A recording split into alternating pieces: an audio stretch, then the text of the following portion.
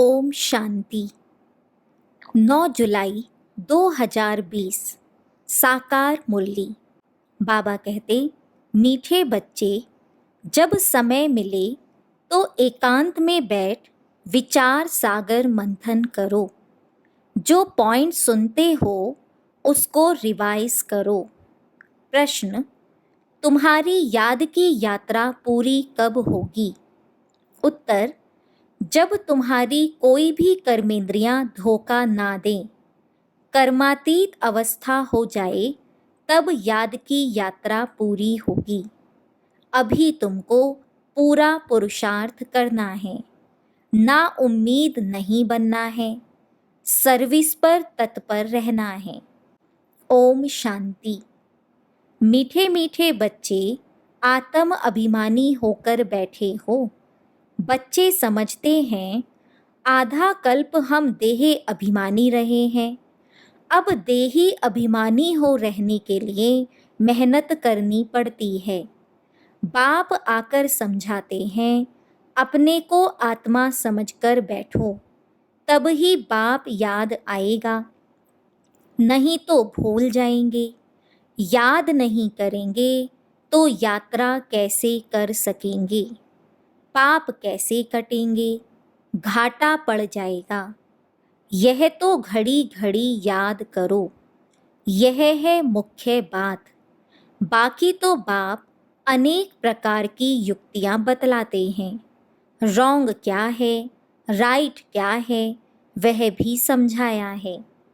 बाप तो ज्ञान का सागर है, भक्ति को भी जानते हैं। बच्चों को भक्ति में क्या क्या करना पड़ता है समझाते हैं। यह यज्ञ तप आदि करना, यह सब है भक्ति मार्ग। भल बाप की महिमा करते हैं, परंतु उल्टी। वास्तव में कृष्ण की महिमा भी पूरी नहीं जानते। हर एक बात को समझना चाहिए ना। जैसे कृष्ण को वैकुंठ नाथ कहा जाता है। अच्छा, बाबा पूछते हैं, कृष्ण को त्रिलोकी नाथ कहा जा सकता है? गाया जाता है ना त्रिलोकी नाथ। अब त्रिलोकी के नाथ अर्थात 3 लोक, मूल वतन, सूक्ष्म वतन, स्थूल वतन। तुम बच्चों को समझाया जाता है, तुम ब्रह्मांड के भी मालिक हो। कृष्ण ऐसे समझते होंगे कि हम ब्रह्मांड के मालिक हैं? नहीं, वह तो वैकुंठ में थे। वैकुंठ कहा जाता है स्वर्ग, नई दुनिया को। तो वास्तव में त्रिलोकी नाथ कोई भी है नहीं। बाप राइट बात समझाते हैं। 3 लोक तो हैं। ब्रह्मांड का मालिक शिव बाबा भी है, तुम भी हो। सूक्ष्म वतन की तो बात ही नहीं। स्थूल वतन में भी वह मालिक नहीं है। ना स्वर्ग का ना नरक का मालिक है।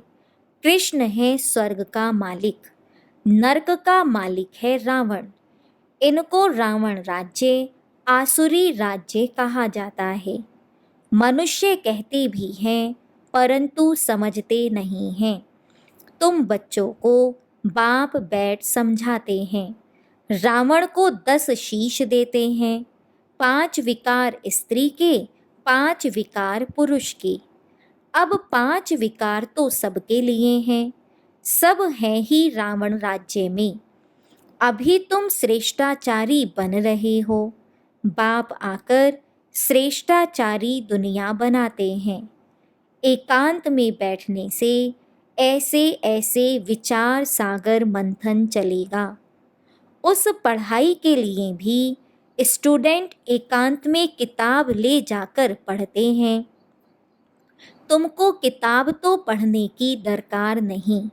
हाँ, तुम पॉइंट्स नोट करते हो, इसको फिर रिवाइज करना चाहिए। यह बड़ी गुह्य बातें हैं समझने की। बाप कहते हैं ना, आज तुमको गुह्य ते गुह्य नई नई पॉइंट समझाता हूँ। पारसपुरी के मालिक तो लक्ष्मी नारायण हैं। ऐसे भी नहीं कहेंगे कि विष्णु हैं। विष्णु को भी समझते नहीं हैं कि यही लक्ष्मी नारायण हैं। अभी तुम शॉर्ट में एम ऑब्जेक्ट समझाते हो। ब्रह्मा सरस्वती कोई आपस में मेल फीमेल नहीं है। यह तो प्रजापिता ब्रह्मा है ना। प्रजापिता ब्रह्मा को ग्रेट ग्रेट ग्रैंडफादर कह सकते हैं। शिव बाबा को सिर्फ बाबा ही कहेंगे, बाकी सब हैं ब्रदर्स। इतने सब ब्रह्मा के बच्चे हैं, सबको मालूम है। हम भगवान के बच्चे ब्रदर्स हो गए, परंतु वह है निराकारी दुनिया में। अभी तुम ब्राह्मण बने हो। नई दुनिया सत्युग को कहा जाता है। इनका नाम फिर पुरुषोत्तम संगम युग रखा है। सत्युग में होते ही हैं पुरुषोत्तम। यह बड़ी वंडरफुल बातें हैं। तुम नई दुनिया के लिए तैयार हो रहे हो। इस संगम युग पर ही तुम पुरुषोत्तम बनते हो। कहते भी हैं हम लक्ष्मी नारायण बनेंगे। यह है सबसे उत्तम पुरुष। उन्हों को फिर देवता कहा जाता है। उत्तम से उत्तम नंबर 1 है लक्ष्मी नारायण। फिर नंबरवार तुम बच्चे बनेंगे। सूर्यवंशी घराने को उत्तम कहेंगे। नंबर 1 तो है ना। आहिस्ते आहिस्ते कला कम होती है। अभी तुम बच्चे नई दुनिया का मुहूर्त करते हो। जैसे नया घर तैयार होता है तो बच्चे खुश होते हैं, मुहूर्त करते हैं। तुम बच्चे भी नई दुनिया को देख खुश होते हो, मुहूर्त करते हो। लिखा हुआ भी है सोने के फूलों की वर्षा होती है। तुम बच्चों को कितना खुशी का पारा चढ़ना चाहिए। तुमको सुख और शांति दोनों मिलते हैं। दूसरा कोई नहीं जिनको इतना सुख और शांति मिले। दूसरे धर्म आते हैं तो द्वैत हो जाता है। तुम बच्चों को अपार खुशी है। हम पुरुषार्थ कर ऊंच पद पाएं। ऐसे नहीं कि जो तकदीर में होगा सो मिलेगा। पास होने होंगे तो होंगे, नहीं, हर बात में पुरुषार्थ जरूर करना है। पुरुषार्थ नहीं पहुंचता है तो कह देते जो नसीब में होगा। फिर पुरुषार्थ करना ही बंद हो जाता है। बाप कहते हैं तुम माताओं को कितना ऊंच बनाता हूँ। फीमेल का मान सब जगह है। विलायत में भी मान है। यहाँ बच्ची पैदा होती है तो उल्टा मंझा, उल्टी चारपाई कर देते। दुनिया बिल्कुल ही डर्टी है। इस समय तुम बच्चे जानते हो भारत क्या था, अब क्या है। मनुष्य भूल गए हैं। सिर्फ शांति शांति मांगते रहते हैं। विश्व में शांति चाहते हैं। तुम यह लक्ष्मी नारायण का चित्र दिखाओ। इन्हों का राज्य था तो पवित्रता सुख शांति भी थी। तुमको ऐसा राज्य चाहिए ना। मूल वतन में तो विश्व की शांति नहीं कहेंगे। विश्व में शांति तो यहाँ होगी ना। देवताओं का राज्य सारे विश्व में था। मूल वतन तो है आत्माओं की दुनिया। मनुष्य तो यह भी नहीं जानते कि आत्माओं की दुनिया होती है। बाप कहते हैं हम तुमको कितना ऊंच पुरुषोत्तम बनाता हूँ, यह समझाने की बात है। ऐसे नहीं रणियाँ मारेंगे भगवान आया है तो कोई मानेगा नहीं, और ही गाली खाएंगे और खिलाएंगे। कहेंगे बीके अपने बाबा को भगवान कहती हैं। ऐसे सर्विस नहीं होती है। बाबा युक्ति बताते रहते हैं। कमरे में 8-10 चित्र दीवार में अच्छी रीति लगा दो और बाहर में लिख दो बेहद के बाप से बेहद सुख का वर्षा लेना है। अथवा मनुष्य से देवता बनना है तो आओ हम आपको समझाएं। ऐसे बहुत आने लग पड़ेंगे, आपे ही आते रहेंगे। विश्व में शांति तो थी ना, अभी इतने ढेर धर्म हैं। तमो प्रधान दुनिया में शांति कैसे हो सकती है? विश्व में शांति वह तो भगवान ही कर सकता है। शिव बाबा आते हैं, जरूर कुछ सौगात लाते होंगे। एक ही बाप है जो इतना दूर से आते हैं, और यह बाबा एक ही बार आते हैं। इतना बड़ा बाबा 5000 वर्ष के बाद आते हैं। मुसाफिरी से लौटते हैं तो बच्चों के लिए सौगात ले आते हैं ना। स्त्री का पति भी बच्चों का बाप तो बनते हैं ना। फिर दादा, परदादा, तरदादा बनते हैं। इनको तुम ब्रह्मा कहते हो, फिर ग्रैंडफादर भी होगा, ग्रेट ग्रैंडफादर भी होगा। बिरादरियां हैं ना। एडम आदि देव नाम है, परंतु मनुष्य समझते नहीं हैं।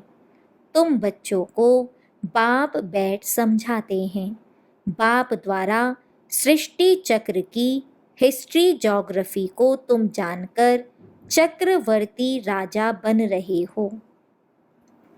बाबा कितना प्यार और रुचि से पढ़ाते हैं, तो इतना पढ़ना चाहिए ना। सवेरे का टाइम तो सब फ्री होते हैं। सुबह का क्लास होता है आधा पौना घंटा। मुरली सुनकर फिर चले जाओ। याद तो कहाँ भी रहते कर सकते हो। इतवार का दिन तो छुट्टी है। सवेरे 2-3 घंटा बैठ जाओ। दिन की कमाई को मेकअप कर लो, पूरी झोली भर दो। टाइम तो मिलता है ना। माया के तूफान आने से याद नहीं कर सकते हैं। बाबा बिल्कुल सहज समझाते हैं। भक्ति मार्ग में कितने सत्संगों में जाते हैं। कृष्ण के मंदिर में, फिर श्रीनाथ के मंदिर में, फिर और किसके मंदिर में जाएंगे। यात्रा में भी कितने व्यभिचारी बनते हैं। इतनी तकलीफ भी लेते, फायदा कुछ नहीं। ड्रामा में यह भी नोंद है, फिर भी होगा। तुम्हारी आत्मा में पाठ भरा हुआ है।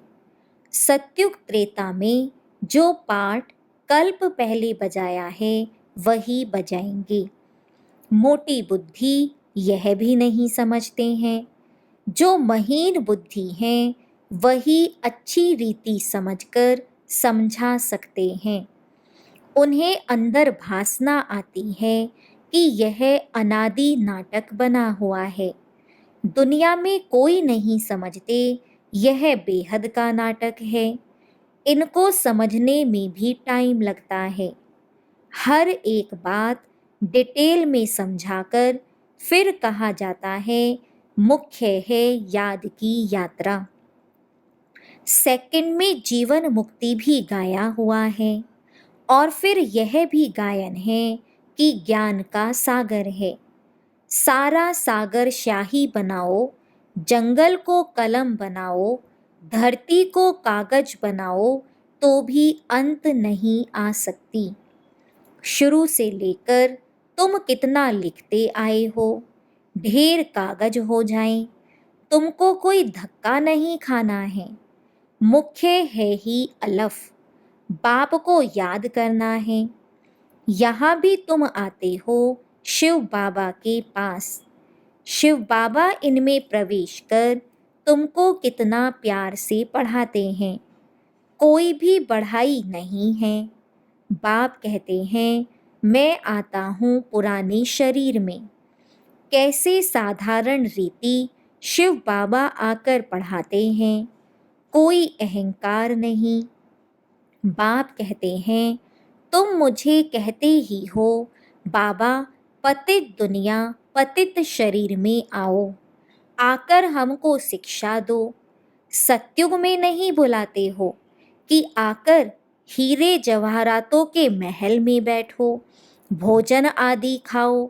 शिव बाबा भोजन पाते ही नहीं, आगे बुलाते थे कि आकर भोजन खाओ। 36 प्रकार का भोजन खिलाते थे। यह फिर भी होगा, यह भी चरित्र ही कहें। कृष्ण के चरित्र क्या हैं?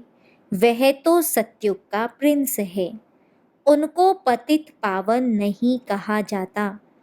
सत्युग में यह विश्व के मालिक कैसे बने हैं, यह भी अभी तुम जानते हो। मनुष्य तो बिल्कुल घोर अंधियारे में है, अभी तुम घोर रोशनी में हो। बाप आकर रात को दिन बना देते हैं।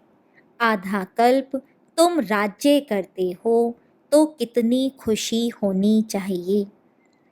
तुम्हारी याद की यात्रा पूरी तब होगी जब तुम्हारी कोई भी कर्मेंद्रियां धोखा ना दें।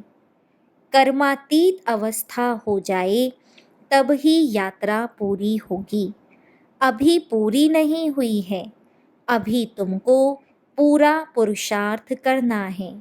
ना उम्मीद नहीं बनना है, सर्विस और सर्विस। बाप भी आकर बूढ़े तन से सर्विस कर रहे हैं ना। बाप करन करावन हार है। बच्चों के लिए कितना फिक्र रहता है, यह बनाना है, मकान बनाना है। जैसे लौकिक बाप को हद के ख्यालात रहते हैं, वैसे पारलौकिक बाप को बेहद का ख्याल रहता है। तुम बच्चों को ही सर्विस करनी है। दिन प्रतिदिन बहुत सहज होता जाता है। जितना विनाश के नज़दीक आते जाएंगे उतना ताकत आती जाएगी। गाया हुआ भी है, भीष्म पितामह आदि को पिछाड़ी में तीर लगे। अभी तीर लग जाए तो बहुत हंगामा हो जाए, इतनी भीड़ हो जाए जो बात मत पूछो। कहते हैं ना, माथा खुजलाने की फुर्सत नहीं, ऐसे कोई है नहीं। परंतु भीड़ हो जाती है तो फिर ऐसे कहा जाता है। जब इन्हों को तीर लग जाए तो फिर तुम्हारा प्रभाव निकलेगा। सब बच्चों को बाप का परिचय मिलना तो है। तुम 3 पैर पृथ्वी में भी यह अविनाशी हॉस्पिटल और गॉडली यूनिवर्सिटी खोल सकते हो। पैसा नहीं है तो भी हर्जा नहीं है, चित्र तुमको मिल जाएंगे। सर्विस में मान अपमान, दुख सुख, ठंडी गर्मी सब सहन करनी है।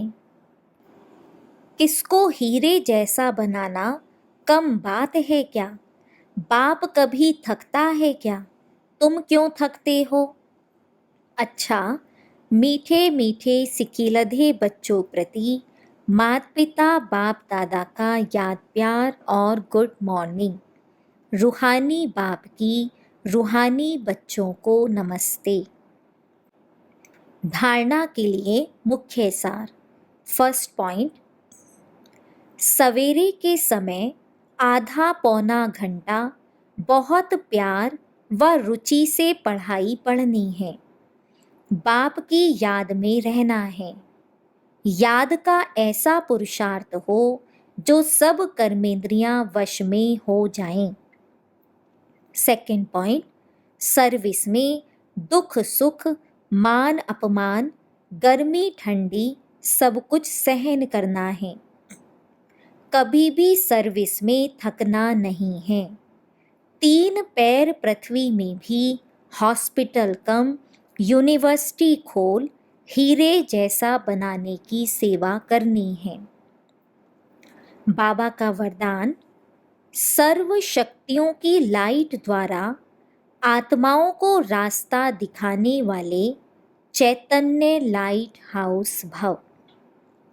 यदि सदा इस स्मृति में रहो कि मैं आत्मा विश्व कल्याण की सेवा के लिए परम धाम से अवतरित हुई हूँ, तो जो भी संकल्प करेंगे, बोलेंगे, उसमें विश्व कल्याण समाया हुआ होगा और यही स्मृति लाइट हाउस का कार्य करेगी।